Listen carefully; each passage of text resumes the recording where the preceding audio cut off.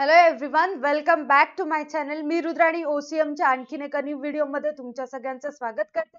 आजच्या या व्हिडिओमध्ये आपल्याला समाजाप्रती असणारी जबाबदारी बघायचे. समाजाप्रती कसं काय म्हटलेलं आहे, कारण जो कच्चा माल लागतो व्यवसायामध्ये, तो कच्चा माल आपल्याला समाजातूनच मिळवायचा असतो, तिथूनच येत असतो, म्हणून त्याच्याप्रती सुद्धा काही जबाबदाऱ्या असतात, त्या व्यावसायिकाला पार पाडाव्या लागतात. बघा, आता एक एक जबाबदाऱ्या स्टेप बाय स्टेप बघायच्यात आपल्याला. फर्स्ट ऑफ ऑल चेक करा, व्यवसाय संघटनेला समाजाप्रती मोठ्या प्रमाणावर निश्चित स्वरूपाच्या पार पाडाव्या लागणाऱ्या जबाबदाऱ्या आहेत. मोठ्या प्रमाणावर समाजाचा विचार करावा लागतो, कारण ग्राहक सुद्धा समाजातच राहत असतात. ओके, पहिली जबाबदारी आहे पर्यावरणाचे संरक्षण. पहिली जबाबदारी कोणती असेल? पर्यावरणाचे संरक्षण. आता पर्यावरणाचे संरक्षण म्हणल्यानंतर काय? व्यवसाय किंवा फॅक्टरी किंवा कंपनी म्हटल्यानंतर त्या ठिकाणी एखादा वस्तू बनवत असेल तर मोठ्या प्रमाणामध्ये वायू प्रदूषण होते किंवा जल प्रदूषण होत असते, ते प्रदूषण टाळलं पाहिजे. ठीक आहे, प्रदूषण होत असते, त्याला आपल्याला काही करता येत नाही, बट कमीत कमी करण्याचा प्रयत्न करावा. ठीक आहे, प्रदूषण पर्यावरणाचे संरक्षण करता आलं पाहिजे. वर्तमान काळात प्रदूषण ही फार मोठी समस्या बनली आहे. माहितीये, मोठ्या प्रमाणावर प्रदूषण होत आहे. गाड्यांमधून निघणारा धूर किंवा विविध फॅक्टरीमधून निघणारा धूर ते मानवी जीवनाला किंवा पर्यावरणाला घातक ठरत आहे. उद्योगधंदे, रासायनिक प्रकल्प, सिमेंट प्रकल्प इत्यादीमुळे जल व वायू प्रदूषण होते. ठीक आहे, फॅक्टरी मधून वेगवेगळ्या प्रकारचे धूर बाहेर निघत असतात. रासायनिक प्रकल्प असेल तर त्या ठिकाणी सुद्धा धूर किंवा जल प्रदूषण होते. आणि सिमेंटच्या ठिकाणी तर मोठ्या प्रमाणामध्ये सिमेंट जे असतं तयार करण्याचा प्रकल्प जो असतो त्या ठिकाणी तर मोठ्या प्रमाणामध्ये जल प्रदूषण पण होते आणि वायू प्रदूषण सुद्धा होत असते. व्यवसाय संघटनेने शक्य त्या उपाययोजना करून प्रदूषण कमी करावे.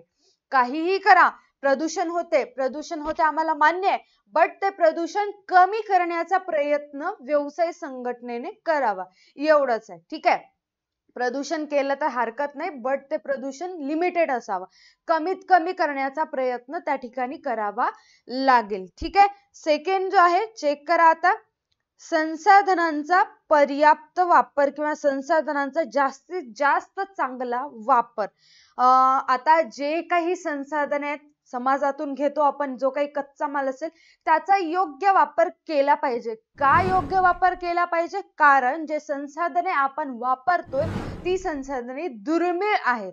ठीक आहे, दुर्मिळचा अर्थ कळतो की त्यांची जी टंचाई आहे ती कमी होत चाललेली आहे. आता ते दुर्मिळ होत चाललेले, म्हणजेच काय, भविष्यामध्ये ते आपल्याला भेटणार सुद्धा नाही, त्याला दुर्मिळ असं म्हणतात. बघा, आता व्यवसाय संघटनेने दुर्मिळ संसाधनांचा योग्य व जास्तीत जास्त वापर केला पाहिजे. आता दुर्मिळ संसाधने कोणती कोणती आहेत बघा. इंधन आहे. ठीक आहे, इंधन, फ्युएल म्हणतो आपण, सॉरी, पेट्रोल डिझेल हे एक प्रकारचे इंधन आहे. जे ऑइल असतात त्याला इंधन असं म्हटलं जातं. पाणी, पाण्याचा वापर मोठ्या प्रमाणामध्ये करायला किंवा पाणी दूषित होत असल्यामुळे पाणी सुद्धा दुर्मिळ होत चाललेलं आहे. जमीन आहे. ठीक आहे, जमिनीवर ठिकठिकाणी कुठे बघितले तिथं आधी गाव म्हटल्यानंतर गच्च गच्च नव्हतं, आता गाव म्हटल्यानंतर अनेक घरं झाले, गावाचं वेगळंच रूप आलेलं आहे गावाला. ठीक आहे, छोटे छोटे बोळ्या राहिले फक्त रस्ता म्हणून. संसाधनांचा कार्यक्षम वापर करावा लागतो. म्हणजेच एक्झॅक्टली 1 मिनिट हा.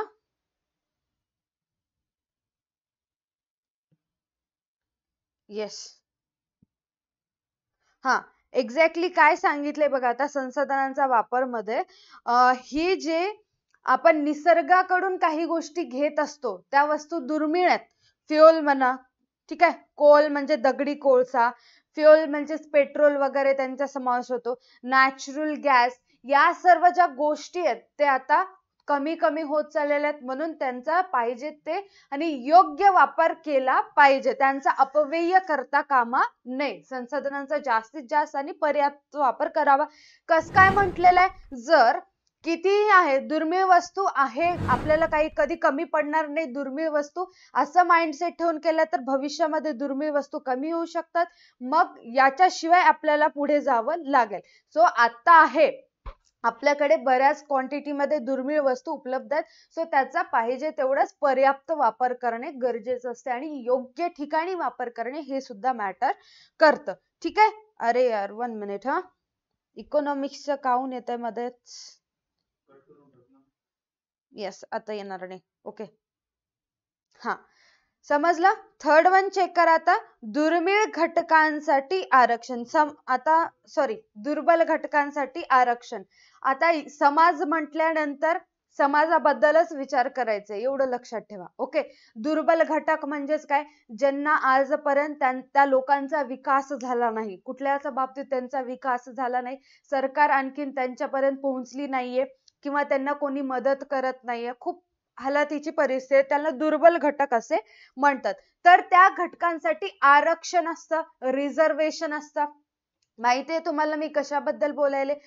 फॅक्टरीमध्ये आपण थर्ड चॅप्टर शिकते उद्योजकतेचा विकास, त्याच्यामध्ये काय बघितलो की कुठल्याही उद्योगधंद्यामध्ये किंवा कुठलाही उद्योजक असू दे, तर त्या उद्योजकापैकी एक महिला असायला पाहिजे किंवा एक SC ST असायला पाहिजे. ठीक आहे, उद्योजक जर व्हायचं असेल, त्या कंपनीमध्ये त्या फॅक्टरीमध्ये उद्योजक व्हायचं असेल तर एक महिला असावी लागते. त्याच्यासाठी रिझर्वेशन केलेलं असतं, रिझर्व असते त्यांची जागा.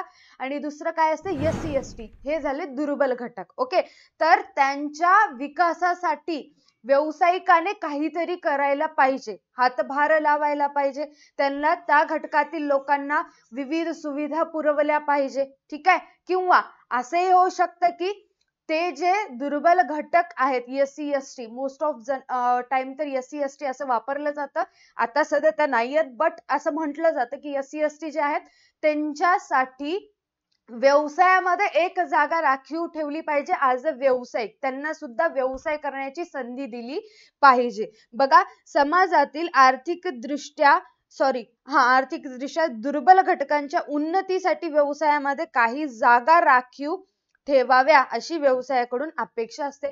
काही जागा राखीव ठेवाव्या म्हणजे का? त्यांना सुद्धा व्यवसायामध्ये भाग घेण्याची किंवा व्यावसायिक बनण्याची संधी दिली जाते. आता याचं चांगल्या पद्धतीने समजून सांगते बघा. आता हा एक व्यावसायिक आहे.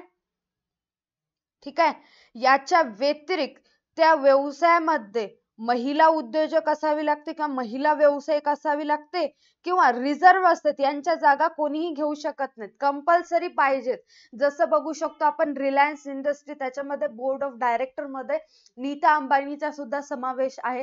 त्याचप्रमाणे महिला उद्योजक लागतच. आणि SC/ST सुद्धा त्यांच्यासाठी एक जागा रिझर्व असते, त्या ठिकाणी हेच लोक पाहिजे असतात, अशी अपेक्षा व्यावसायिकाकडून असते. तुम्ही एखादा व्यवसाय करत असेल तर त्याच्यामध्ये एकतर महिला असली पाहिजे. महिलाचा संबंध या ठिकाणी होत नाही, बट सांगते, एक्सप्लेन करते. त्या ठिकाणी या घटकांचा समावेश कंपल्सरी असावा लागतो, ही अपेक्षा व्यावसायिकाकडून समाज करत असते. ओके, ती जबाबदारी आहे.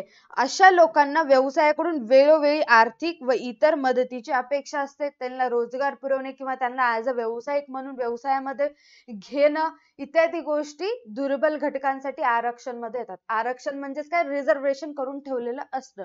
तुम्ही बघू शकतो आता की आपलं मागे थर्ड चॅप्टर मध्ये आपण बघितलं म्हणून त्याच्याबद्दल तेवढं काही सांगायची गरज नाहीये. फोर्थ चेक करा, मागासलेल्या भागांचा विकास. फोर्थ काय आहे? मागासलेल्या भागांचा विकास. आता मागासलेले भाग म्हणजेच काय? आणखीन डेव्हलपमेंट त्या भागांमध्ये झालेलं नाहीये, असे भाग विकसनशील आहेत किंवा विकसित आणखीन झालेलेच नाही. आता आधी मागासलेले भाग म्हणलं तर बिहार, राजस्थान यांना मागासलेले भाग म्हणायचे. का म्हणायचे? कारण त्या ठिकाणी डेव्हलपमेंट नावाची गोष्टच नव्हती. डेव्हलपमेंट कोणी लक्षच देत नव्हतं, तर रस्त्यांकडे कोणी बघत नव्हतं. बायकांना असं डोक्यावरती राजस्थानमध्ये तर असंच पाणी घेऊन जावं लागायचं. बघू शकता तुम्ही माझ्या बॅक साईडला. मोस्ट ऑफ टाइम बिहार आणि राजस्थान हे नाव यायचं, म्हणजेच त्या ठिकाणी गरज आहे, विकासाची गरज आहे. व्यवसाय संघटनांनी मागासलेल्या भागांमध्ये व्यवसाय सुरू करावा अशी समाजाची अपेक्षा असते. बिहार आणि राजस्थान म्हटले तर त्या ठिकाणी मोठ्या प्रमाणात इंडस्ट्री असायला पाहिजे, म्हणून त्या ठिकाणाचा विकास होतो. ते राज्य, ते क्षेत्र वर येत असतं. ठीक आहे, समजायला खूप इझी. बिहार हा पॉइंट लक्षात घ्या. ठीक आहे, बिहार हा राज्य आहे त्या ठिकाणी विकासच होत नाही, तर विकास घडवून आणण्यासाठी मोठ्या प्रमाणामध्ये इंडस्ट्रियल एरिया तिथे वाढवावा लागतो. म्हणजेच व्यावसायिक जर व्यवसाय करायचा असेल, न्यू बिझनेस स्टार्ट करायचा असेल, तर बिहार सारख्या राज्यामध्ये त्यांना व्यवसाय सुरू करावा लागतो, म्हणजेच तेथील लोक वर येतील. बघा आता काय सांगितले पुढे, त्यामुळे ग्रामीण भागातील लोकांना रोजगाराच्या संधी निर्माण होतात. त्यांना आपल्या व्यवसायामध्ये काही ना काही जॉबला आपण ठेवत असतो, नोकरी देत असतो. त्यांची क्रय शक्ती, खरेदीची क्षमता वाढेल. तिथे विकास झाला म्हणजे त्या लोकांना आपण आपल्या कंपनीमध्ये कामाला ठेवलो, तर काम केल्याच्या बदल्यात आपण त्यांना मोबदला देतो, त्यांच्याजवळ पैसे येतात. मग त्यांची परिस्थिती सुधारण्यासाठी त्यांनी काहीतरी वस्तू विकत घेतात, खरेदी करतात, खरेदीची क्षमता वाढत असते. ठीक आहे. अशा प्रकारे ग्रामीण भागांच्या विकासासाठी मदत होईल. पॉइंट मध्ये एवढं सांगितलंय, काहीच अवघड नाही. ज्या ठिकाणी विकास होत नाही, ठीक आहे, विकास व्हायचा आहे, विकास होत नाही, अशा भागांमध्ये व्यवसाय सुरू करणे, व्यवसाय सेटअप करणे एवढं सांगितलंय. त्या व्यवसाय सेटअप केल्यामुळे काय होतं, तेथील भागाचा विकास होत असतो, त्यांना रोजगार मिळत असतात, त्यांना थोडी बहुत मदत त्या ठिकाणी मिळत असते आणि ते वर येतात आणि त्यांची खरेदीची क्षमता वाढत असते. ओके. फिफ्थ वन आहे, फिफ्थ वन चेक करू शकता, समाज विघातक कृत्यांना विरोध. आता सरळ सरळ गुंडखोरी वगैरे म्हणतो ना आपण, त्याच्याबद्दल या पॉइंट मध्ये बोललेलं आहे. समाज विघातक कृत्यांमध्ये व्यवसाय संघटनेने सहभागी होता कामा नये. म्हणजेच की जे मोठे मोठे काय म्हणतो आपण, गुंड असतात, ठीक आहे, विलन म्हणू शकतो आपण, गुंड असतात, त्यांना कधीच पाठिंबा द्यायचा नाही, त्याच्यामध्ये व्यावसायिकाने पडायचं सुद्धा नाही. ठीक आहे. समाजावर प्रतिकूल परिणाम होतो, समाजावर प्रतिकूल परिणाम होतो, चांगला परिणाम होत नाही. समाज विरोधी घटकांना कोणतीही आर्थिक मदत पुरविता कामा नये. ठीक आहे. समाज विरोधी घटक म्हणजेच काय, गुंड वगैरे असतात, समाजाला त्रास देणारे असतात, त्या गुंडांना व्यावसायिकाने कधीच पाठिंबा द्यायचा नाही, कधीच साथ द्यायची नाही. गुन्हेगारी प्रवृत्तीच्या व्यक्तीशी कोणत्याही प्रकारचे संबंध ठेवू नयेत. जो व्यक्ती गुन्हा करत असतो, सतत गुन्हे करत असतो, त्या व्यक्तीला पाठिंबा द्यायचा नाही, त्याची मदत करायची नाही. तसेच शासकीय लोकांना लाच देणे सुद्धा टाळले पाहिजे. कोणते कोणते महत्वाचे पॉइंट्स आहेत, जे गुंड लोक असतात, सतत गुन्हे करत असतात, त्यांच्या नादी लागायचं नाही. ठीक आहे. त्यांच्या नादी जर आपण लागलो, त्यांचा साथ जर आपण दिलो, ते गुन्हे करत जातील, समाजाला त्रास होईल, आपली प्रतिष्ठा धुळीत मिसळेल. सो गुन्हेगारी जे लोक करतात त्यांच्यापासून लांब राहायचं, समाजाचा विचार करायचा, आणि जो काळा बाजार वगैरे असतो, हे गुन्हा करतात, अशा प्रकारचे पैसे जमा करत असतात, म्हणून यांना साथ द्यायची नाही. आणि जे शासकीय लोक असतात, गव्हर्नमेंट अधिकारी म्हणू शकता, गव्हर्नमेंट ज्यांना जॉब असते, त्यांना सुद्धा अशा प्रकारची टेबलच्या खालून कधीच लाच द्यायची नाही, म्हणजेच काय, रिश्वत द्यायची नाही. हा सुद्धा एक मोठा गुन्हा आहे. गुन्हेगारीला पाठिंबा द्यायचा नाही, हे व्यावसायिकाची समाजाप्रती असणारी जबाबदारी आहे. तुम्ही जर पाठिंबा दिलात, ते समाजावर अत्याचार करत असतात, मग समाजाला त्रास होतो, कुठे ना कुठे आपला त्यामध्ये नुकसान होत असतं, आपला म्हणजे व्यावसायिकाचा. ओके, क्लिअर आहे. 6वा पॉइंट आहे आर्थिक मदत. 6वा पॉइंट कोणता आहे, आर्थिक मदत. याच्यामध्ये काय सांगितलंय बघा, दारिद्र्य निर्मूलन, अज्ञान निर्मूलन इत्यादी प्रकारच्या विविध कारणांसाठी समाजाची व्यवसायांकडून मदतीची अपेक्षा, आर्थिक मदतीची अपेक्षा असते. म्हणजेच की जे दुर्बल घटक असतात, ज्यांच्याकडे हालतीची परिस्थिती असते, त्या लोकांसाठी निधी जमा करून त्यांचा विकास करणे. ठीक आहे. ज्या काही मोहिमा असतात त्यांना निधी देऊन पाठिंबा देणे. ठीक आहे. मदत करणे, आर्थिक मदत करणे, पैशाची मदत त्यांना करणे. अंमली पदार्थ म्हणजेच विरोधी मोहीम, म्हणजेच काय, ड्रग्स डीलर वगैरे असतात ना, त्यांचा विरोध करण्यासाठी काही मोहीम असतात. ड्रग हे शरीरासाठी खूप घातक असतं, त्याला विरोध करण्यासाठी, रोखण्यासाठी काही मोहीम चालू केलेल्या आहेत. त्या मोहिमेला निधी देऊन हातभार लावला पाहिजे, निधी दिली पाहिजे, म्हणजे ते मोहीम पुढे पुढे जात असते. ध्वनी प्रदूषण विरोधी मोहीम म्हणजेच काय, मोठ्या प्रमाणामध्ये ध्वनी प्रदूषण होत आहे, त्या ठिकाणी जर आपण एखादी मोहीम काढत असतील तर त्या ठिकाणी निधी पुरवायचं, म्हणजेच ते मोहिमेला थोडासा पाठिंबा मिळेल. इत्यादी समाज जागृती करणाऱ्या विविध कार्यक्रमांसाठी व्यवसाय संघटनांनी आर्थिक मदत करावी अशी अपेक्षा समाजाकडून व्यावसायिकासाठी असते. ओके, साधा सिंपल पॉइंट आहे. जे काही चुकीचे काम करतायत, ठीक आहे, ड्रग्ज डीलर असतील तर त्यांच्या विरोधात एखादी चांगली मोहीम होत असेल तर त्या मोहिमेसाठी निधी देणे, किंवा ध्वनी प्रदूषण मोहीम असेल तर त्याच्यासाठी निधी देणे. निधी देणे म्हणजेच काय, थोडीशी दान देणे, देणगी देणे, पैसे देणे, एवढंच. आणि जे दारिद्र्य निर्मूलन वगैरे असतं त्याच्यासाठी सुद्धा पैसे देणं गरजेचं असतं, निधी देणं गरजेचं असतं, जेणेकरून समाजाचा विकास त्या ठिकाणी होत असतो, त्यांना मदत होत असते. ठीक आहे. 7वा पॉइंट आहे, अतिदाट गर्दी रोखावी. 7वा पॉइंट काय, अतिदाट गर्दी रोखावी.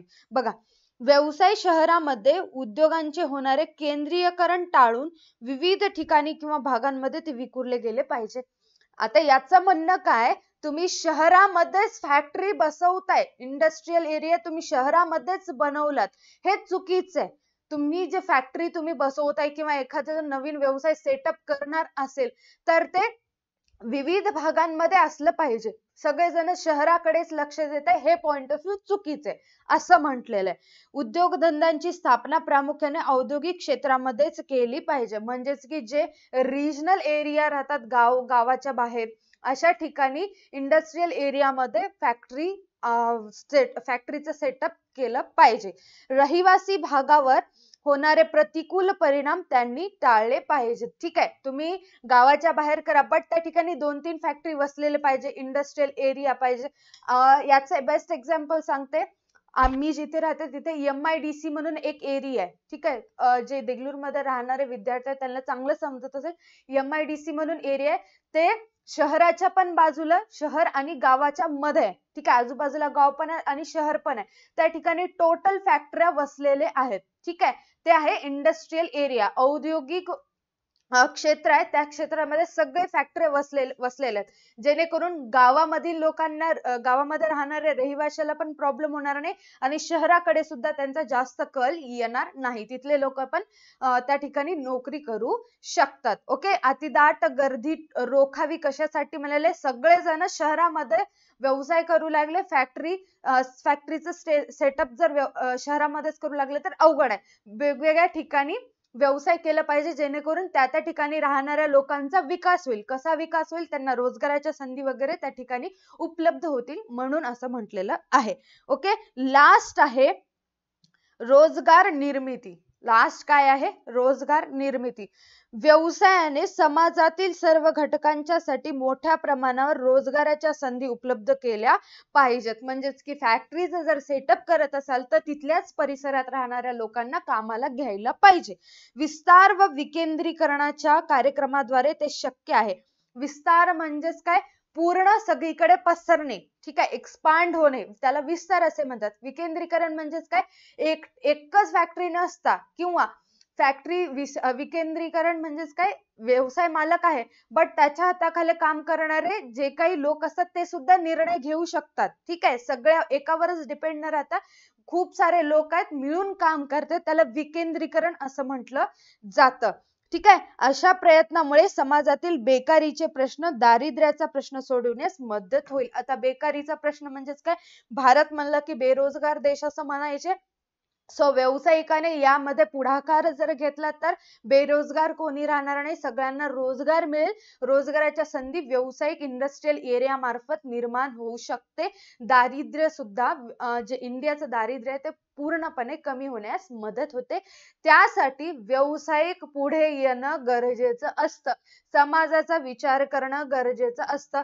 ठीक आहे, समाज इतका महत्वाचा टॉपिक असतो, एखाद्या व्यावसायिकाला त्या ठिकाणी व्यवसाय करताही येतो आणि करताही येत नाही. ठीक आहे, समाजाचा विचार करावा लागतो. आता एक एक्झाम्पल बघा, म्हणजे तुम्हाला बेस्ट एक्झाम्पल असेल, टाटा नॅनो जे त्यांनी त्यांची फॅक्टरीचं सेटअप करणार होते पश्चिम बंगालमध्ये, बट तिथे जे असणारे समाजातील लोक किंवा पॉलिटिशियन्स जे असतात त्यांनी त्या ठिकाणी त्या व्यवसायाला त्या जे फॅक्टरी त्या ठिकाणी सेटअप होणार होती त्याला रिस्पॉन्स नाही केलं, त्या ठिकाणी वसू दिलं नाही, सेटअप होऊ दिलं नाही. मग तेच टाटा नॅनो पुढे गुजरातमध्ये गेलं, तेथील समाजामधील लोक त्यांना कॉपरेट करू लागले. मग त्या ठिकाणी व्यवसाय सुरळीतपणे चालू झाला. म्हणजेच काय, समाजातील लोकांचा जर विचार आपण नाही केलो, ठीक आहे, समाजातील घटक व्यवसाय सुरू करण्यासाठी, व्यवसाय चालू ठेवण्यासाठी, कार्यरत राहण्यासाठी महत्वाचे असतात. जर त्यांच्या मनामध्ये नसेल किंवा त्यांच्या अपोज मध्ये आपण व्यावसायिक एखादी कृती करत असेल तर अशा वेळेस ते व्यवसाय बंद पडायला सुद्धा भाग पाडतील. म्हणून समाजाचा विचार करणं कुठे ना कुठे गरजेचं असते. आय होप तुम्हाला हे सगळे 8च्या 8 पॉइंट समजले असतील.